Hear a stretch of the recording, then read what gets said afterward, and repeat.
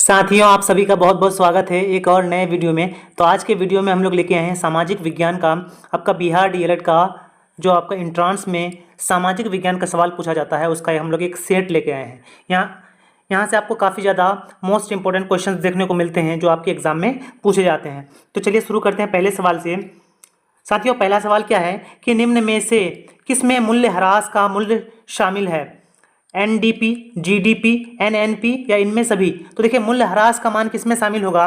तो चलिए आप लोग बताइएगा क्या हो जाएगा। तो इसका सही आंसर हो जाएगा जीडीपी में। ठीक है, जीडीपी में मूल्यह्रास का मान शामिल होता है। ठीक है, वहीं अगर बात करें कि भारत की अर्थव्यवस्था में जो जीडीपी है इसमें किस क्षेत्र का सर्वाधिक योगदान है? जीडीपी में सर्वाधिक योगदान किस क्षेत्र का है? तो सेवा क्षेत्र का है। किस क्षेत्र का है? सेवा क्षेत्र का सर्वाधिक योगदान है। ठीक है, चलिए आगे बढ़ते हैं। 2 नंबर सवाल है कि ब्रेटलैंड आयोग निम्नलिखित में से किससे संबंधित है? धारणीय विकास, गरीबी, बेरोजगारी या समावेशी विकास? तो देखिए, ब्रेटलैंड संधि है यह धारणीय विकास से संबंधित है, यानी ऑप्शन ए इस सवाल का सही आंसर हो जाएगा। ठीक है, ऑप्शन ए हो जाएगा। चलिए आगे बढ़ते हैं। अगला सवाल है 3 नंबर में कि 1949 में भारतीय सरकार द्वारा गठित राष्ट्रीय आय समिति के अध्यक्ष कौन थे? पीसी महालनोबिस, दादा भाई नौरोजी, एमएस स्वामीनाथन या साइमन कुजनेट्स? ठीक है, तो चलिए बताइएगा क्या हो जाएगा इस सवाल का सही आंसर। तो देखिए, इसका सही आंसर क्या हो जाएगा? ऑप्शन ए हो जाएगा, पीसी महालनोबिस। इसकी ही अध्यक्षता में राष्ट्रीय आय समिति का गठन किया गया था। ठीक है, वहीं अगर बात करें कि राष्ट्रीय आय समिति का गठन क्यों किया गया था, तो देश की आर्थिक स्थिति का विश्लेषण करने के लिए और राष्ट्रीय आय का आकलन करने के लिए। ठीक है, राष्ट्रीय आय का आकलन करने के लिए इस समिति का गठन किया गया था। ठीक है, अगर आपको सवाल पूछ ले कि सबसे पहली बार राष्ट्रीय आय का अनुमान किसने लगाया था, तो किसने लगाया था? दादा भाई नौरोजी ने लगाया था। ठीक है, दादा भाई नौरोजी ने लगाया था। चलिए आगे बढ़ते हैं। 4 नंबर सवाल है कि क्षेत्रीय ग्रामीण बैंक की स्थापना कब हुई? अगस्त 1952, जुलाई 1982, अक्टूबर 1975 या अप्रैल 1980? तो चलिए बताइएगा। तो इसका सही आंसर क्या हो जाएगा? ऑप्शन सी हो जाएगा, अक्टूबर 1975 ईस्वी में क्षेत्रीय ग्रामीण बैंक की स्थापना की गई थी। और इसका स्थापना किसने किया था? तो नरसिम्हम। किसने किया था? Narasimham working group. किसने? तो नरसिम्हम वर्किंग ग्रुप ने कराया था। ठीक है, ये भी आपको सवाल पूछा जा सकता है। चलिए आगे बढ़ते हैं। 5 नंबर सवाल में क्या है कि लोहे की मात्रा अधिक होने के कारण कौन सी मृदा अनुर्वर होती जा रही है? जलोढ़ मृदा, काली मृदा, लेटेराइट मृदा और मरुस्थलीय मृदा? तो देखिए, यहाँ पे जो लेटेराइट मृदा है इसमें लोहे की मात्रा बढ़ती जाती है। ठीक है, लेटेराइट मृदा में आयरन ऑक्साइड, ठीक है, आयरन ऑक्साइड जिसे हम लोग Fe2O3 बोलते हैं, यह आयरन ऑक्साइड की मात्रा बढ़ते जा रही है, जिसके कारण लेटेराइट मृदा जो है इसका कलर लाल देखने को मिलता है। इसमें इस प्रकार की मृदा में, लेटेराइट मृदा में ह्यूमस की मात्रा नहीं पाई जाती है, इसलिए ये मिट्टी जो है ये फसलों के उत्पादन के लिए सही नहीं है। लेटेराइट मिट्टी में केवल किस चीज़ का फसल किया जाता है? तो काजू को लगाया जाता है। ठीक है, और वहीं क्या लगाया जाता है? तो नारियल लगाया जाता है। नारियल और कॉफ़ी की खेती की जाती है। ये भी आपको सवाल पूछ सकता है। वहीं अगर हम लोग बात कर लेते हैं कि जलोढ़ मृदा कहाँ पाई जाती है, तो जलोढ़ मृदा पाई जाती है उत्तर के विशाल मैदान में। ठीक है, जैसे कि उत्तर प्रदेश राज्य में पाया जाता है और बिहार में जलोढ़ मृदा का विस्तार है। वहीं अगर काली मिट्टी के बारे में बात करें तो काली मिट्टी का विस्तार कहाँ है? तो महाराष्ट्र में। सबसे ज़्यादा काली मिट्टी कहाँ पाई जाती है? तो महाराष्ट्र राज्य में पाई जाती है। इसे कपासी मृदा भी कहा जाता है और रेगूर मृदा भी कहा जाता है। मरुस्थलीय मृदा जो है ये कहाँ है? तो ये राजस्थान में है। कहाँ है? राजस्थान राज्य में मरुस्थलीय मृदा पाई जाती है। ठीक है, आगे बढ़ते हैं 6 नंबर सवाल में कि रेगूर मृदा का सर्वाधिक विस्तार किस राज्य में है? चलिए आप लोग बताइएगा, क्योंकि मैंने आपको पहले ही बता दिया। क्या हो जाएगा? तो इसका सही आंसर हो जाएगा, ऑप्शन ए हो जाएगा। ठीक है, महाराष्ट्र में सबसे अधिक रेगूर मृदा यानी कि काली मृदा का विस्तार है। इस मृदा में किस चीज़ की खेती की जाती है? तो कपास की खेती सबसे ज़्यादा प्रमुख है। काली मिट्टी में कपास की खेती सबसे ज़्यादा प्रमुख मानी जाती है। वहीं अगर बात कर लेते हैं उत्तर प्रदेश में, तो यहाँ पे गेहूं की फसल सबसे ज़्यादा मात्रा में गेहूं का फसल यहाँ पे उत्पादन किया जाता है। चलिए आगे बढ़ते हैं। 7 नंबर सवाल में क्या है कि सिमलीपाल वन्य जीव अभ्यारण्य कहाँ स्थित है? चलिए आप लोग बताइएगा कि सिमलीपाल कहाँ स्थित है, तो इसका सही आंसर क्या हो जाएगा, उड़ीसा हो जाएगा। ठीक है, उड़ीसा हो जाएगा, ऑप्शन बी है। वहीं अगर बात करें कि उत्तराखंड में कौन सा राष्ट्रीय उद्यान है, उत्तराखंड में 2 राष्ट्रीय उद्यान है, एक है नंदा देवी जो प्रमुख है, नंदा देवी, और दूसरा क्या है, तो दूसरा है Jim Corbett national park, Jim Corbett national park. ये दोनों काफ़ी ज़्यादा प्रमुख हैं उत्तराखंड में। वहीं अगर गुजरात में बात करें तो इसमें कई राष्ट्रीय उद्यान हैं, जिनमें से गिर राष्ट्रीय उद्यान काफ़ी ज़्यादा प्रमुख है। कहाँ का, तो गुजरात का। चलिए आगे बढ़ते हैं। 8 नंबर सवाल है, कृतन एवं दहन कृषि को अन्य किस नाम से जाना जाता है। ठीक है, गहन कृषि, रोपण कृषि, जैविक कृषि या झूम कृषि। तो देखिए, झूम कृषि को ही कृतन और दहन कृषि कहा जाता है। इसमें क्या किया जाता है कि इसमें जो है जंगलों को जला करके उसका जो राख प्राप्त होता है, उसी राख को साफ सुथरा करके झूम कृषि किया जाता है, इसलिए इसे कर्तन एवं दहन कृषि भी कहते हैं। वहीं जो गहन कृषि है, गहन कृषि क्या किया जाता है कि बहुत से छोटे से खेत में ज़्यादा से ज़्यादा उत्पादन किया जाता है, तो इसे हम लोग गहन कृषि कहते हैं। वहीं जो फसल को रोपा जाता है और बड़े स्तर में खेती किया जाता है, तो उसे रोपण कृषि कहा जाता है। और जैविक कृषि क्या होता है, तो जब हम लोग खाद, उर्वरक या कीटनाशकों का बहुत कम उपयोग करके फसलों का उत्पादन करते हैं, तो उसे जैविक कृषि कहा जाता है। इसे हम लोग ऑर्गेनिक खेती भी कहते हैं। ठीक है, ऑर्गेनिक खेती कहा जाता है। चलिए आगे बढ़ते हैं। 9 नंबर सवाल में, भारत में सर्वाधिक क्षेत्रफल पर किस फसल की कृषि होती है, गेहूं, चावल, दलहन या कपास। तो देखिए, सबसे पहले हम लोग बात कर लेते हैं कि भारत में किस प्रकार की मृदा सबसे ज़्यादा पाई जाती है। तो सबसे ज़्यादा किस प्रकार की मृदा पाई जाती है, तो जलोढ़ मृदा पाई जाती है। कहाँ पाई जाती है, तो भारत में उत्तर के विशाल मैदान में जलोढ़ मृदा पाई जाती है। और जलोढ़ मृदा की जो सबसे प्रमुख फसल है वो क्या है, चावल है। तो इसलिए भारत में सबसे ज़्यादा चावल का उत्पादन कहाँ होता है, तो जलोढ़ मृदा में होता है। और अगर सबसे ज़्यादा क्षेत्रफल में भी बात करें तो क्या हो जाएगा, चावल ही हो जाएगा। वहीं अगर विश्व में सबसे ज़्यादा चावल का उत्पादन कौन करता है, तो चीन करता है। और भारत का नंबर कितने नंबर पे आता है, तो दूसरे नंबर पे आता है भारत। ठीक है, वहीं अगर आपको पूछ ले कि भारत का कौन सा राज्य है जो सबसे अधिक चावल का उत्पादन करता है, तो वो कौन सा हो जाएगा, पश्चिम बंगाल हो जाएगा। ठीक है, पश्चिम बंगाल हो जाएगा, ये भी आपको ध्यान रखना है। चलिए बहुत बढ़िया, आगे बढ़ते हैं। 10 नंबर सवाल है, भारत की सबसे पुरानी तेल शोधन इकाई कौन है, डिगबोई, मथुरा, बरौनी, जामनगर। तो भारत की अगर सबसे पुरानी अगर आपको पूछ ले तो क्या हो जाएगा, डिगबोई हो जाएगा। ठीक है, डिगबोई कहाँ है, तो ये असम राज्य में है और भारत का सबसे पुराना तेल शोधन इकाई यहाँ पे है। वहीं अगर बात करें तो बरौनी में भी क्या है, तेल शोधक कारखाना है। बरौनी कहाँ है, तो बेगूसराय जिले में। कहाँ है, बेगूसराय जिले में बरौनी है, यहाँ भी तेल शोधक कारखाना है। और ये किस राज्य में है, तो ये बिहार में है। ठीक है, यहाँ से भी आपको सवाल पूछ सकता है, क्योंकि बिहार से है तो बिहार स्पेशल में आपको ये सवाल पूछा जा सकता है। चलिए आगे बढ़ते हैं 11वां सवाल में, कि किस बंदरगाह का नाम दीनदयाल बंदरगाह कर दिया गया है, तूतीकोरिन, न्यू मंगलोर, कांडला या मुंबई। तो देखिए, दीनदयाल बंदरगाह किसे कहा गया है, मतलब किसका नाम रखा गया है, तो कांडला बंदरगाह का। कांडला कहाँ है, तो ये गुजरात में है और इसी का नाम बदल करके क्या कर दिया गया है, तो दीनदयाल कर दिया गया है। वहीं अगर भारत में बात करें तो कुल 13 बड़े बंदरगाह हैं। कितने हैं, 13 बड़े बंदरगाह हैं। तूतीकोरिन जो है ये कहाँ है, तो ये तमिलनाडु राज्य में है। ठीक है, कहाँ है, तमिलनाडु राज्य में है। वहीं जो ये मंगलोर है ये कहाँ है, तो ये कर्नाटक में है। ठीक है, कर्नाटक में मंगलोर बंदरगाह है। और मुंबई जो है ये कहाँ है, तो ये महाराष्ट्र राज्य में है, मुंबई बंदरगाह। ठीक है, मुंबई बंदरगाह जो है ये भारत का सबसे बड़ा बंदरगाह है, ये भी आपको सवाल पूछा जा सकता है। चलिए आगे बढ़ते हैं। 12 नंबर सवाल क्या है, भारतीय अंतर्देशीय जलमार्ग प्राधिकरण का मुख्यालय कहाँ है, पटना, नोएडा, फरक्का या कोलकाता। तो बताइएगा आप लोग क्या हो जाएगा इसका सही आंसर। ठीक है, तो अंतर्देशीय जलमार्ग प्राधिकरण का मुख्यालय कहाँ है, तो नोएडा में है। नोएडा यूपी में है। ठीक है, नोएडा यूपी में है, ये भी आपको याद रखना है। चलिए आगे बढ़ते हैं। 13 नंबर सवाल है, इल्बर्ट बिल कब पारित हुआ, 1818, 1843, 1884 या 1918। तो इल्बर्ट बिल कब पारित हुआ था, 1884 ईस्वी में पारित हुआ था। सवाल ये भी पूछा जा सकता है कि किस वायसराय ने इल्बर्ट बिल को पारित किया था, तो लॉर्ड रिपन ने पारित किया था। किसने पारित किया था, लॉर्ड रिपन के काल में इल्बर्ट बिल पारित किया गया था। ठीक है, चलिए बहुत बढ़िया।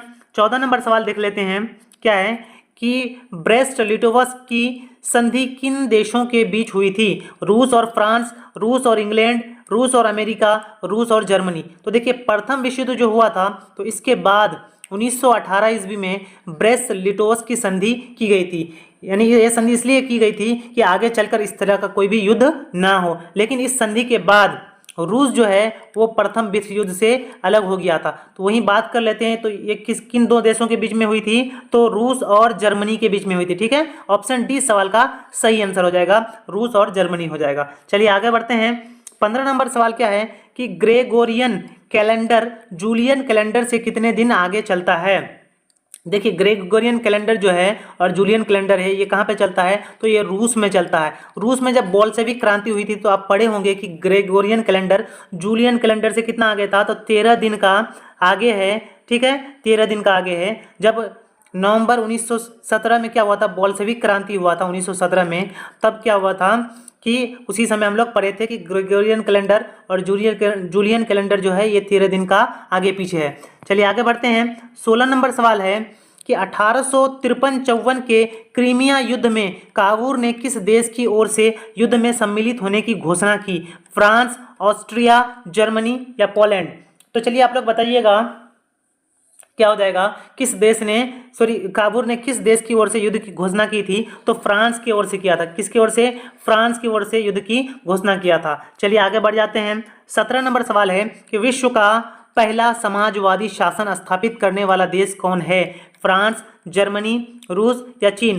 तो क्या हो जाएगा? सी हो जाएगा, ऑप्शन सी, यानी रूस जो है ये सबसे पहला समाजवादी देश है। ठीक है, यानी 1917 के रूस में जो बोल्शेविक क्रांति हुई थी, इसी बोल्शेविक क्रांति के बाद रूस में क्या हुआ था? तो समाजवाद की स्थापना की गई थी। और इनका जो मुख्य श्रेय जाता है, यानी समाजवाद का जनक किसे कहा जाता है? तो कार्ल मार्क्स को कहा जाता है। किसे कहा जाता है? कार्ल मार्क्स को वैज्ञानिक समाजवाद का जनक कहा जाता है। चलिए आगे बढ़ते हैं। 18 नंबर सवाल है कि ब्रह्मपुत्र नदी तिब्बत में किस नाम से जानी जाती है? तो ब्रह्मपुत्र नदी कहाँ से निकलती है? तो ये तिब्बत से निकलती है। तिब्बत के मानसरोवर झील से निकलती है। तो वहाँ इसे ब्रह्मपुत्र नदी को तिब्बत में सांगपो कहा जाता है। क्या कहा जाता है? सांगपो कहा जाता है। वहीं ब्रह्मपुत्र नदी जब तिब्बत से होकर के कहाँ अरुणाचल प्रदेश में प्रवेश करती है भारत के, तो अरुणाचल प्रदेश में इसे क्या कहा जाता है? इसे अरुणाचल प्रदेश में दिहांग के नाम से जाना जाता है। ठीक है, दिहांग के नाम से। वहीं जब ये नदी आगे चल करके असम राज्य में प्रवेश करती है तो असम में इसे ब्रह्मपुत्र कहा जाता है। क्या कहा जाता है? ब्रह्मपुत्र कहा जाता है, जो पूरा देश जानता है। ठीक है, वहीं आगे चल करके जब ये असम से होकर के बांग्लादेश में प्रवेश करती है यही नदी, तो बांग्लादेश में इस नदी को किस नाम से जाना जाता है? तो जमुना के नाम से जाना जाता है। ठीक है, एक ही नदी का नाम अलग अलग स्थानों में अलग अलग नाम से जाना जाता है, ये आपको ध्यान रखना है। तो इस सवाल का सही आंसर क्या हो जाएगा? सांगपो हो जाएगा। ठीक है, चलिए आगे बढ़ते हैं। 19 नंबर सवाल है कि निम्नलिखित में कौन रोपण फसल है? तो देखिए रोपण फसल मैंने आपको बताया कि जो बड़े स्तर पर किया जाता है और जिसमें क्या किया जाता है कि बीज को नहीं बोया जाता है बल्कि उसे पौधे को ही लगाया जाता है, तो उसे हम लोग रोपण फसल कहते हैं। क्या हो जाएगा? चाय भी है रोपण फसल, रबर भी रोपण फसल है, गन्ना भी रोपण फसल है। तो इनमें से सभी इस सवाल का सही आंसर हो जाएगा। ठीक है, सभी हो जाएगा। चलिए आगे बढ़ते हैं। 20 नंबर सवाल है कि कुशेश्वर स्थान अभयारण्य कहाँ स्थित है? मुरैना, दरभंगा, भागलपुर या नंदनकानन? तो देखिए कुशेश्वर स्थान अभयारण्य है तो ये कहाँ स्थित है? दरभंगा में है। कहाँ है? कुशेश्वर स्थान दरभंगा में है, यानी ऑप्शन बी सही हो जाएगा। ठीक है, वहीं अगर भागलपुर में बात करें तो यहाँ पे क्या है? विक्रमशिला डॉल्फिन अभयारण्य है। ठीक है, विक्रमशिला डॉल्फिन अभयारण्य कहाँ है? तो यह भागलपुर में है। ठीक है, चलिए आगे बढ़ते हैं। 21 नंबर सवाल है कि जोहान्सबर्ग में कौन सा पृथ्वी सम्मेलन आयोजित हुआ था? प्रथम, द्वितीय, तृतीय या चतुर्थ? ठीक है, तो आपको बता दें कि अब तक पूरे विश्व में कुल 3 पृथ्वी सम्मेलन आयोजित किए गए हैं। कितने? कुल 3। एक पहला जो किया गया था 1992 ईस्वी में किया गया था। दूसरा इसके 5 साल बाद 1997 ईस्वी में किया गया था। फिर तीसरा जो है इसके 5 साल बाद 2002 में किया गया था। इसको आपको कैसे याद रखना है कि कौन सा पृथ्वी सम्मेलन कहाँ किया गया था? तो इसका ट्रिक क्या है? Radio news. क्या याद रखना है आपको? रेडियो न्यूज याद रखना है। रेडियो में आप लोग क्या सुनते हैं? न्यूज सुनते हैं। तो रेडियो से आपको याद रखना रियो डी जेनेरो। क्या याद रखना? Rio de Janeiro. पहला जो सम्मेलन हुआ था वो रियो डी जेनेरो में हुआ था। ठीक है, वहीं दूसरा अगर बात करें तो न्यू, यहाँ पे क्या है? न्यू। तो न्यू से आपको याद रखना न्यूयॉर्क। ठीक है। दूसरा पृथ्वी सम्मेलन कहाँ हुआ था? तो न्यूयॉर्क में हुआ था। और तीसरा लास्ट में क्या है? जॉ है, तो आपको इस वाले जॉ से याद रखना है जोहान्सबर्ग याद रखना है। क्या याद रखना है? जोहान्सबर्ग याद रखना है, ठीक है। तो इस तरह से कुल 3 पृथ्वी सम्मेलन मैंने आपको यहाँ पे बता दिया कैसे याद रखना है। पहला 1992 ईस्वी में हुआ था रियो डी जेनेरो में, दूसरा हुआ था 1997 में न्यूयॉर्क में हुआ था, और तीसरा जो हुआ था 2002 में वो जोहान्सबर्ग में हुआ था। तो यहाँ पे पूछा कि जोहान्सबर्ग में कौन सा हुआ था, तो इस सवाल का सही आंसर हो जाएगा ऑप्शन सी, तृतीय हुआ था, ठीक है। चलिए आगे बढ़ते हैं। 22 नंबर सवाल है कि किस नदी को बंगाल का शोक कहा जाता है? गंगा, दामोदर या कोसी, ब्रह्मपुत्र? तो बंगाल का शोक किसे कहा जाता है? दामोदर नदी को कहा जाता है, ठीक है। ऑप्शन 20 का सही आंसर हो जाएगा। लेकिन वहीं अगर बात करें बिहार का शोक किसे कहा जाता है, तो कोसी नदी को बिहार का शोक कहा जाता है, क्योंकि ये बिहार में काफ़ी ज़्यादा तबाही मचाता है, काफ़ी ज़्यादा बाढ़ लाने का काम करता है, ठीक है। चलिए आगे बढ़ते हैं। 23 नंबर सवाल है कि बाघ परियोजना की शुरुआत कब हुई? 1970, 1973, 1975 या 1978? तो बताइए आप लोग। तो बाघ परियोजना की शुरुआत कब की गई थी? 1973 ईस्वी में की गई थी, यानी तब से बाघों को संरक्षित करने का निर्णय लिया गया था। और सबसे पहला जो बाघ को बचाने के लिए सबसे पहला परियोजना कहाँ चलाया गया था? तो Jim Corbett national park, Jim Corbett national park में पहला बाघ परियोजना स्थापित किया गया था, ठीक है। चलिए आगे बढ़ते हैं। 24 नंबर सवाल में क्या है कि भारत का बर्मिंघम किस शहर को कहा जाता है? तो देखिए बर्मिंघम जो है ये इंग्लैंड का एक शहर है, ठीक है।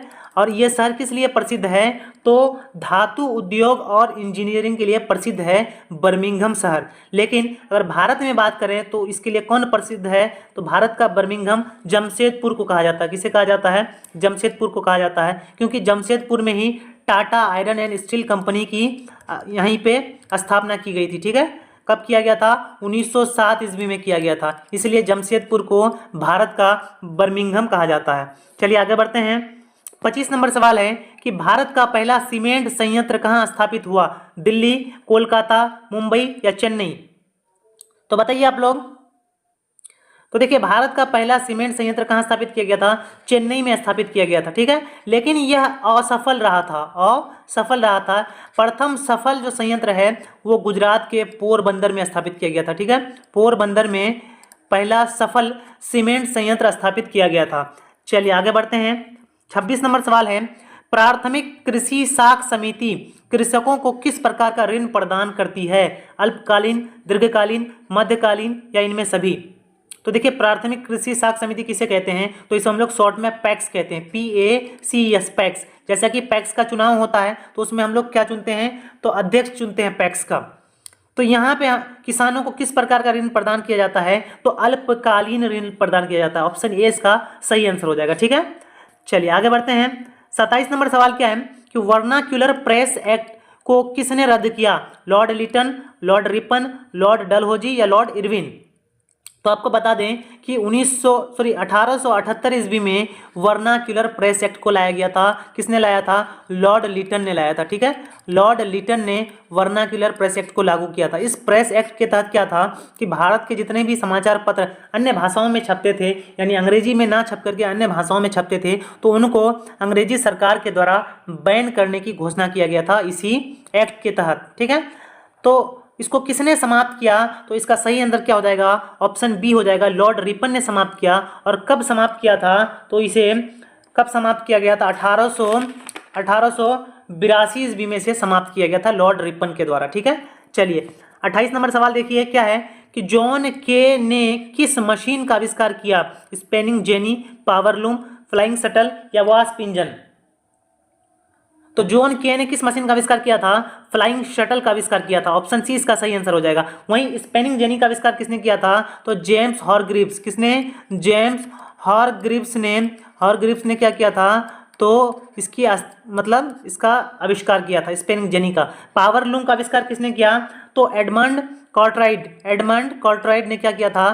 पावर लूम का आविष्कार किया था। और वास्प इंजन का आविष्कार किसने किया? तो जेम्स वाट ने किया था। किसने किया था? जेम्स वाट ने वास्प इंजन का आविष्कार किया था। तो इस सवाल का सही आंसर क्या हो जाएगा? ऑप्शन सी हो जाएगा, फ्लाइंग शटल हो जाएगा। चलिए आगे बढ़ते हैं। 29 नंबर सवाल है कि भाखड़ा नांगल परियोजना किस नदी पर बनी है? महानदी, सतलज नदी, गोदावरी या कृष्णा? तो भाखड़ा नंगल परियोजना जो है यह सतलुज नदी पर बनी है। किस नदी पर? सतलज नदी पर। किस राज्य में है ये है? तो ये हिमाचल प्रदेश राज्य में। कहाँ है? हिमाचल प्रदेश राज्य में है, ठीक है। और इसे भारत का सबसे बड़ा ग्रेविटी बांध भी कहा जाता है, ठीक है। वहीं अगर महानदी में बात करें तो यहाँ पे कौन सी नदी घाटी परियोजना है? तो इसमें है, कौन सा है? तो महानदी में क्या है? सबसे लंबा नहीं, भारत का सबसे लंबा बांध क्या है? हीराकुंड बांध है। कौन सा है? हीराकुंड बांध कहाँ है? तो महानदी पर बना हुआ है और ये उड़ीसा राज्य में, ठीक है, उड़ीसा राज्य में है। चलिए आगे बढ़ते हैं। 30 नंबर सवाल है और हमारे इस सेशन का अंतिम सवाल भी है कि मानव विकास रिपोर्ट का प्रकाशन निम्न में से किसके द्वारा किया जाता है? WTO, WHO, UNDP या ILO?